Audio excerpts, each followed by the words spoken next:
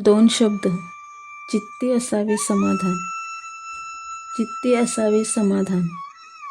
कुणाचा सारथी बनला, कुणासंगे दळणदळले याने. कुणाच्या हट्टाने नैवेद्य खाण्यासाठी हा प्रगटला. कुणाला वस्त्रहरणवेळी वस्त्र पुरवले याने, तर कुणासाठी प्रगटला आणि किती युगे विटेवरी उभा राहिला. चाले हे शरीर कोणाची असत्ते, कोण बोलविते हरिविण. वृक्षाचेही पान हाले त्याची सत्ता, राहिली अहंता मग कोठे. सर्व जगाचा करीतो सांभाळ, तुझ मोकळील ऐसे नाही.